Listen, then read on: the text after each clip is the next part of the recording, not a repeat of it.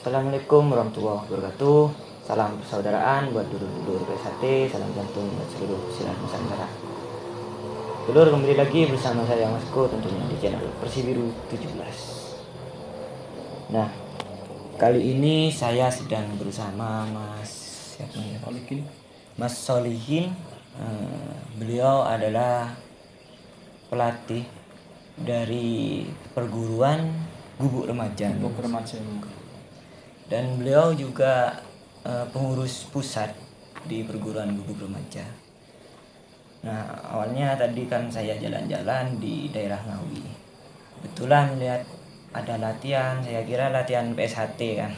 Jadi saya sambangi, ternyata latihan dari perguruan Gubuk Remaja. Jadi gini, niat saya untuk silaturahmi pertama ya Mas. Iya. Dan yang kedua untuk bertanya-tanya tentang perguruan Gubuk Remaja. Iya. Langsung ke pertanyaan pertama.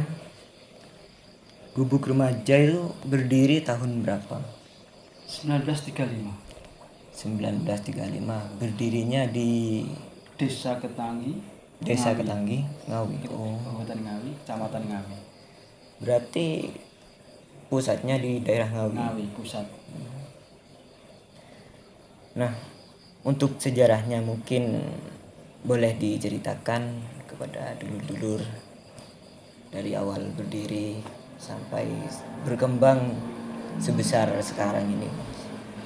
Ya, ini cuma sedikit cuplikan aja ya, singkat saja. Dulu itu pendirinya itu Bapak Kushartoyo. Itu putra dari Pak Kusiar. Itu dulu mendirikan suatu perguruan yaitu Tabib Ketimuran Gubuk dulu. Nama dinamakan Tabib Ketimuran Gubuk. Jadi bukan hanya untuk silat dulu.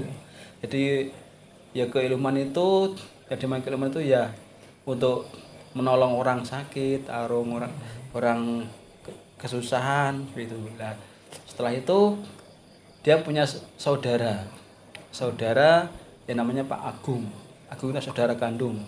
Itu ya diteruskan dengan Pak Agung. Jadi dua-duanya itu mempunyai jiwa kepatriot, jiwa pahlawan Untuk menolong ya. Setelah itu dulu Gubuk Remaja itu ya seperti sedangkan zaman penjajah itu ya dicurigai, dikira itu dia pemberontak, istilah gampang sama penjajah. Iya, sama penjajah sampai kayak gitu ya. Ya kita akhirnya diuber-uber terus setiap latihan itu dia sama penjajah itu dikira untuk melawan penjajah. Ya, setiap itu terus ya sampai perguruannya itu mau dihancurkan.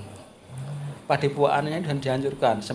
Dulu itu sempat mau dibakar, tapi sampai sekarang nggak bisa terbakar. Sejarah ini sejarah jumlahan aja lah. Nah, setelah itu setelah sudah berkembang ya Pak Kushartoyo itu meninggal terus diteruskan dengan Pak Agung. Raden Agung itu adik kandung, ya diteruskan. Terus Pak Agung sudah berkembang ya, semua murid banyak, saya bercabang-cabang sudah berkembang. Akhirnya itu timbul lagi itu G13 PKI itu gitu. Ya G13 PKI itu ya sama, kita dianggap melawan padahal kita kan tidak. Tapi ya seperti apapun kita ya dulu itu kalau belum punya kekuatan, akhirnya ya itu meninggalnya dulu itu ya itu dikena dibunuh dengan PKI itu. Tapi dibunuh dengan cara paksa, karena kalau tidak dia menyerah itu jelas warga Ketanggi mau dihabiskan dengan penjajah itu. Tapi dia untuk berkorban karena untuk membela rakyatnya. Karena dia diancam kalau dia nggak menyerahkan, dia masyarakat mau dihabiskan. Daripada masyarakatnya dia mengorbankan diri. Ya, itulah sejarah. Jadi setelah itu ya dikatakan mati satu tumbuh 1000. Di satu tumbuh 1000. Ya itu ya Mungkin Ya, itu awal dari sampai perguruan gubuk sejarah sampai besar seperti sekarang. ya seperti sampai sekarang itu hanya ya cuplikan sedikit aja sejarahnya seperti itu. Tapi ya kalau pengembang itu nggak bisa dihitung ya, pengembang itu yang guru yang asli muridnya itu ya beribu titik beribu orang. Jadi ada perkembang di sana, di Jakarta, di Kalimantan, Sumatera, di Madura itu banyak berkembangnya. Berarti sudah menyeluruh di Indonesia perguruan. Bahkan mungkin sudah di luar negeri. Oh, sampai di luar negeri. Iya mungkin sudah. Di luar Jawa banyak. Di Kalimantan banyak. Nah, untuk Ya dulu itu sebetulnya ya namanya perguruan mungkin sama lah. Kalau perguruan itu kalau semakin tinggi cobaannya semakin banyak ya. Biasanya itu banyak yang mau mendirikan perguruan lagi karena merasa dia bisa. Tapi gubuk alhamdulillah tidak seperti itu. Tidak Bisa dikumpulkan.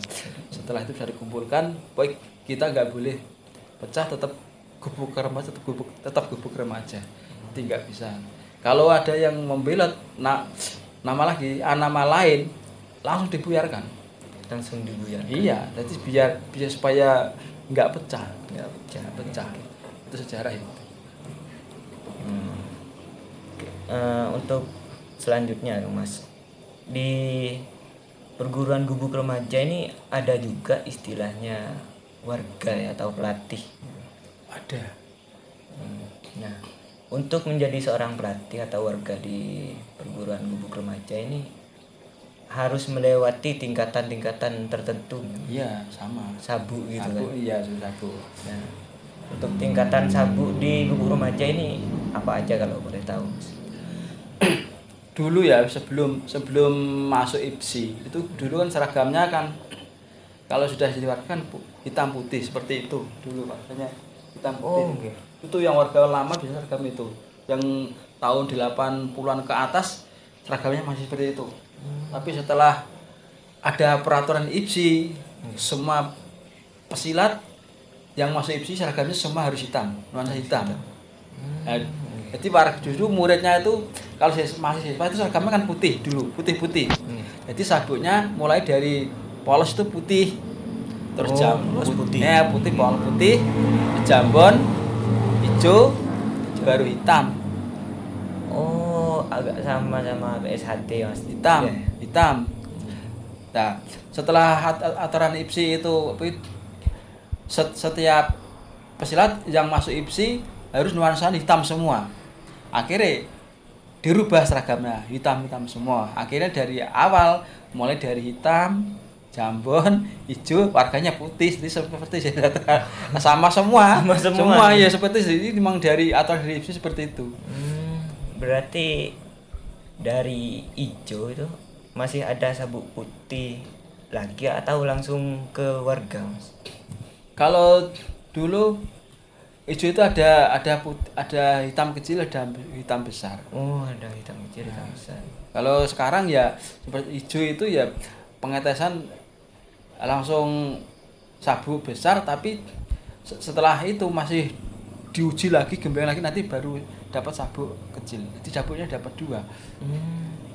Oh, berarti warganya itu sabuknya yang kecil, putih kecil gitu. Yang warganya enggak, ini cuma untuk latihan kok. Cuma untuk biasa. Warganya ya seperti syarat itu. Mori. Ya mori. Oh, juga pakai mori. Iya sama. Itu ya mulai aturan dari IPSI itu. Kalau dulu ya hitam tapi ya lebar seperti itu dulu. Lebar. Dulu hitam. Warganya kalau siswa ya putih-putih dulu. Putih. Seperti karate itu dulu. Tapi sekarang sama persis sudah hitam santai. Cuma seragamnya yang beda. Bednya dulu ke bednya kan kalau warga bednya cuma 1 nih. Kalau sudah warga bednya baru 4. Oh, ada bed tambahan di lengan kanan kiri. Itu dulu kalau yang sudah warga bednya 4. Tapi kan udah mahasiswa ya 2. Itu pun dulu mulai dari awalnya ya melalui tes. Jadi enggak seperti Kalau latihan saya dulu seperti mulai latihan tuh nggak langsung dikasih atribut, enggak. Belum dikasih belum sakral sama ya, sekali. menaiki jamban baru mencari bed atribut ini pun di dijalani dengan lari tes baru dapat baru dapat bed satu Bed. ya. Nanti kalau setelah hijau cari lagi baru bed yang satu nih Yang barang bergipsi. yang gipsi. Nanti kalau warga baru Nambah 2. iya tambah Oh. sulit dulu, tapi sekarang kalau di bed itu ya enggak tahan sampai buyar. Buyar. Oh, dulu 3 tahun kok, 3 tahun setengah baru Oh, 3,5 dulu iya, latihannya. 3 tahun setengah baru Sampai jadi pelatih. jadi pelatih. Kalau sekarang Sekarang kan ya sudah nggak sama ya. nggak sama. Sekarang 1 tahun itu walah udah wes. Sudah lama rasanya. Itu pun pelajaran udah belum selesai. belum selesai. Belum selesai. Itu ya masih banyak yang belum selesai. Udah yang sasaran tahun ini masih saya latih kan belum selesai. Semua belum selesai. Seperti senjata itu kan belum. Saking banyaknya materi, Banyak materi. nggak nutup waktunya. Waktu nggak nutup.